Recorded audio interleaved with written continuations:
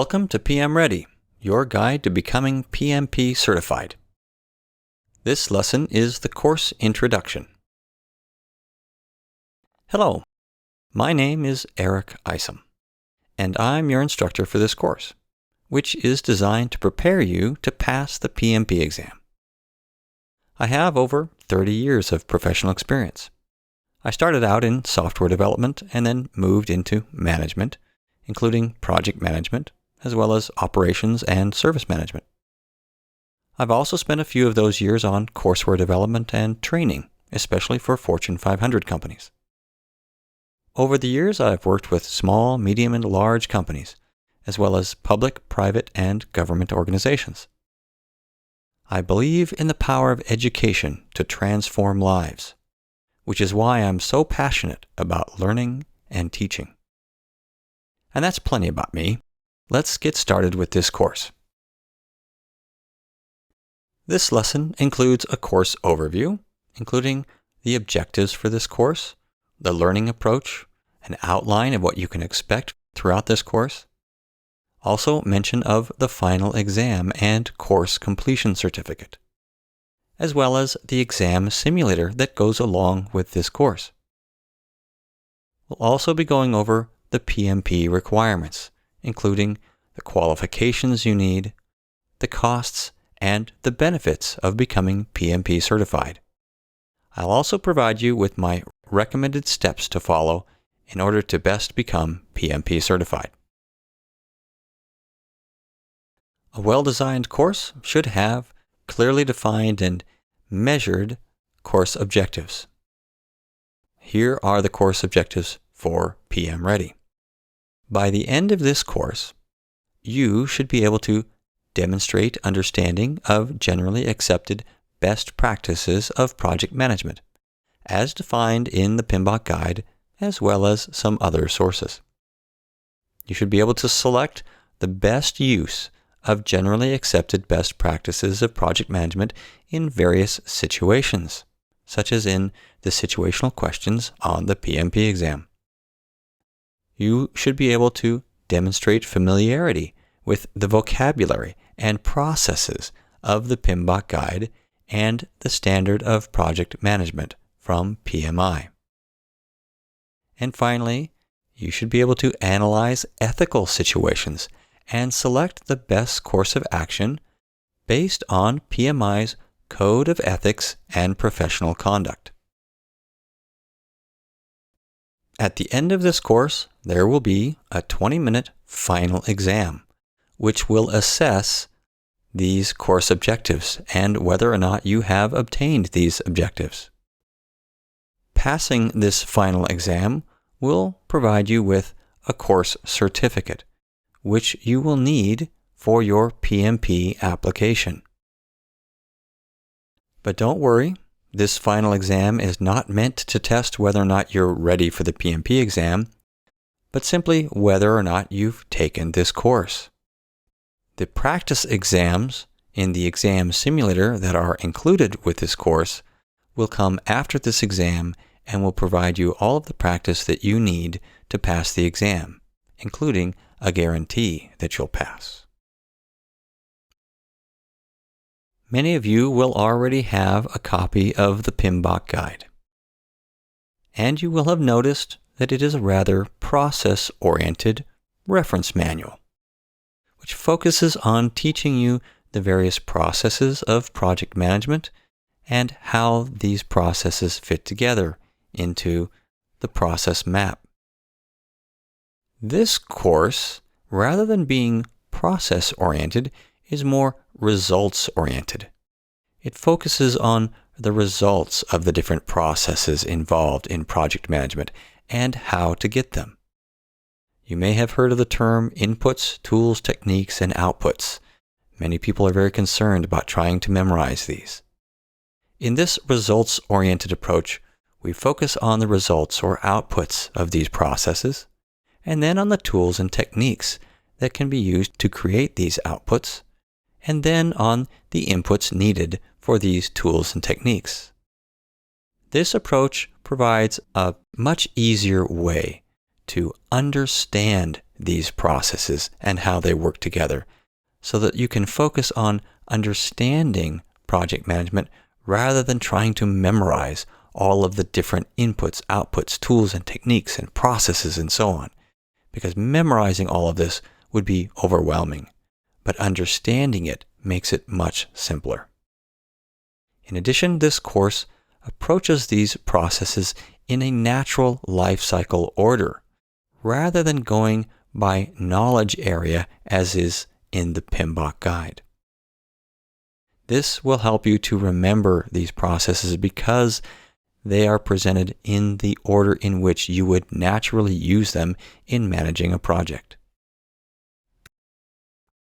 In this course, we cover the foundational concepts of project management, including the context in which projects operate, an introduction to and analysis of PMI's process framework presented in the PMBOK guide, then a focus on key documents and outputs or artifacts of project management processes.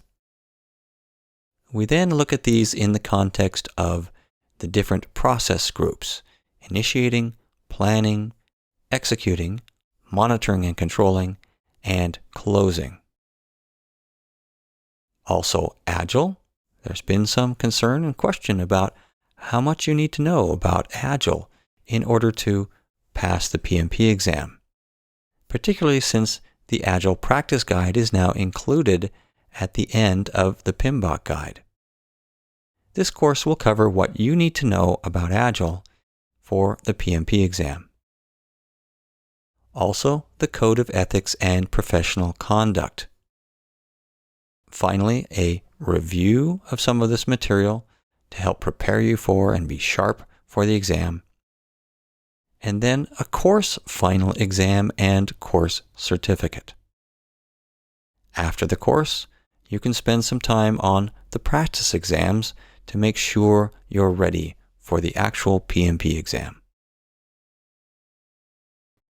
The PM Ready exam simulator includes a pass guarantee. This guarantee is that if you pass any 2 of the 6 full-length timed practice exams included in the exam simulator, I guarantee that you will pass the PMP exam. In addition to these 6 full-length timed practice exams, there are also numerous focused, shorter-term quizzes, generally about 15 to 20 minutes long each. These focused quizzes are organized by process group, so you can study individual process group questions if that's what you want to focus on or need to focus on. Also, quizzes focused by knowledge area, as well as some quizzes specifically for earned value analysis. And another thing worth noting is that your access to PM Ready, including this course and the exam simulator, is lifetime access. It doesn't expire. You don't have to renew it after 30 or 60 or 90 days and pay any additional fees for that. You get this entire package for a lifetime. What are the qualifications that you must have in order to become PMP certified? Here's the list. First of all, you need a certain degree of formal education, and we'll get into the details of these in just a moment. You also need to have some professional project management experience, some formal project management training, which is satisfied by this course. You'll need to fill out an application. You'll want to use the online application available from PMI. When you apply and submit your application, you will need to agree to the Code of Ethics and Professional Conduct. You may be subject to an audit of the information that you've presented, and then you'll need to pass the certification exam. There are some details regarding your professional experience. It must be leading and directing projects. Participating in a project as a team member is not enough. Your experience must be professional only. It cannot include things like personal projects, school projects, and things like that. Those do not count. And your experience has to be across all of the 5 project process groups. In other words, it must include the 5 process groups of initiating, planning, executing, monitoring and controlling, as well as closing. Now, each project that you've worked on professionally, leading and directing the project, does not have to include all 5 of these process groups for each project. But for all of the projects that you've managed and that satisfy these other criteria, they do have to cover all of these 5 process groups as a whole. So, for example, you may have experience initiating in only one of the projects you've managed, and closing in only 2 or 3, but planning, executing, and monitoring and controlling in all of the others, and that's okay.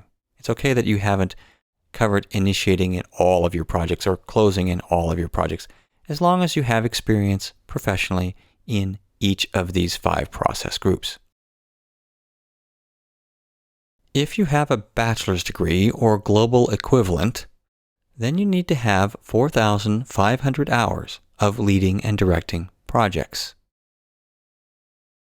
These hours need to be in 36 months or 3 years of unique, non-overlapping professional project management experience. And this experience needs to all be within the last 8 years. These requirements for a certain number of hours and a certain number of months has created a lot of confusion. So this slide is here to clear this up. Here's an example of someone with their project management experience over the course of 1 year. They managed 3 different projects, A, B, and C, starting with Project A, and then in March, managing both Project A and B in parallel for a couple of months, and then Project A finished and B continued through the end of June. Then a month off in July for vacation, and then starting up Project C in August, which went through the end of the year, and you'll notice that the hours went down a little bit toward the end of the year due to holidays. Now, by adding up all of the hours, don't worry about the months yet, just add up all of the hours. These hours all add up to 1,570 hours, and that's what you count for the number of hours for that year. Now, how many months? The key here is to not count overlapping months. You don't count March twice or April twice. You only count those months once. So in this case, there are 11 non-overlapping months of professional project management experience. So you count 11 for that year.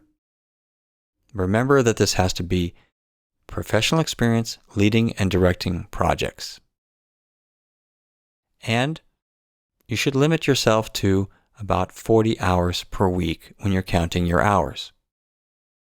Anything more than that looks a little off, and you really should have enough hours of experience without having to count more than 40 hours a week. If you don't have a bachelor's degree or equivalent, then you need to at least have a high school diploma or associate's degree or global equivalent. In this case, you'll need more hours, 7,500 hours leading and directing projects, and 60 months, or the equivalent of 5 years, of unique, non-overlapping professional project management experience within the last 8 years. PMI also requires that you have some specific project management education, specifically 35 what they call contact hours of formal education in project management. A contact hour is an interesting term. It basically means that 1 hour of classroom whether online or podcast or face-to-face instruction, equals 1 contact hour. It needs to be specific instruction that addresses learning objectives in project management. Now, it's okay for this instruction or education to come from university or college courses, but if that's the case, you can only count the time that you've spent on project management instruction. This course must be completed at the time that you apply for your PMP certification and apply to take the exam. This course will satisfy those 35 contact hours of formal education that you need in project management and has the benefit of being specifically designed to prepare you to pass the PMP exam. Another thing worth noting is that these 35 contact hours of formal education never expire. Once you've taken a course like this, you can count it towards your PMP application at any time in the future. The PMP exam will also include questions on the PMI Code of Ethics and Professional Conduct. And in most cases, it's not specifically identified as a question about ethics, but you'll need to understand the Code of Ethics in order to properly understand and answer the question. We'll get into this in much more detail in a separate lesson. However, the PMI Code of Ethics and Professional Conduct applies to PMI members as well as volunteers and certificate holders as well as applicants. So once you've applied for PMP certification or once you've become a PMI member, this Code of Ethics and Professional Conduct applies to you. You will have to agree on the online application to abide by this Code of Ethics from the time that you apply and going forward. This Code of Ethics and Professional Conduct is based on 4 key values of honesty, responsibility, respect, and fairness. And it includes some specific compliance and reporting requirements.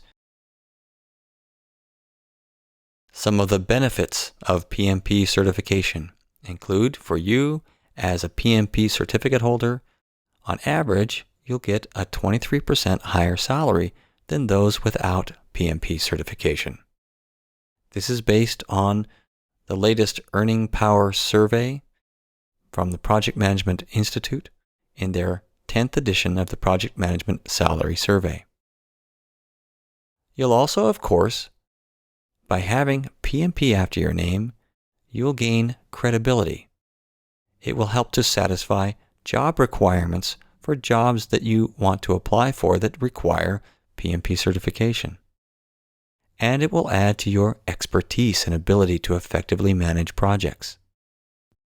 PMI has also found that organizations with more PMPs complete more of their projects on time and on budget and meeting original goals. What does it cost to become PMP certified? Well, in addition to whatever you spend on resources, PMI will charge you $405 to take the exam if you're a PMI member. If you're not a member of PMI, then the fee is $555. Notice that there's a difference here of $150. Becoming a PMI member will cost you $127 per year, plus a $10 one-time application fee the first time you become a member. Because this is less expensive than the difference between the exam price for PMI members and non-members, means that it is definitely worth it to join PMI and get the lower fee to take the exam. In addition, there are other benefits, such as getting free downloads of the PMBOK guide and other practice guides and information from the PMI website if you're a PMI member. Here are my recommended steps to becoming PMP certified. First, join PMI. It costs you $127 plus your $10 one-time application fee for a total of $137 for the first year. Then you can download a free PDF copy of the PMBOK guide. The next step is to study PM Ready lessons. This course. Take this course's final assessment and get the course completion certificate that you will need in order to apply for PMP certification. Then go to PMI.org and fill out your application. Once you begin the process of filling out the application, you'll have a full 90 days to complete it, but it shouldn't take you nearly that long. Once you've filled that in and submitted it, PMI generally responds within 5 days. They may randomly select you for an audit. If they do, you have 90 days to complete the requirements of the audit, which are not usually too difficult to complete. Once you complete those requirements, PMI will respond back in 5 to 7 days. Those responses, whether you have an audit or not, once you get the response that you can now apply for the exam, you can use that to pay for and schedule the exam. That will cost you your $405. However, while you're waiting for that response from PMI, you can begin to practice using the PM Ready exam simulator and quizzes. Then, once you're comfortable that you're ready for the exam, you can use the PMI approval to go out and schedule the exam. Then, on your scheduled date, you go and pass the PMP exam, and you will have up to 1 year to pass this exam from the time that you're given approval to take it, but you shouldn't need nearly that long. For all of the details about what's required to pass and earn your PMP certification, you can consult the Project Management Professional Handbook from PMI. You can also refer to the PMI Code of Ethics and Professional Conduct, which is also available at PMI.org. And some of the statistics in this lesson have come from these other sources from PMI. PM Ready is a publication of PM Guaranteed and is based on the Project Management Institute's PMBOK guide.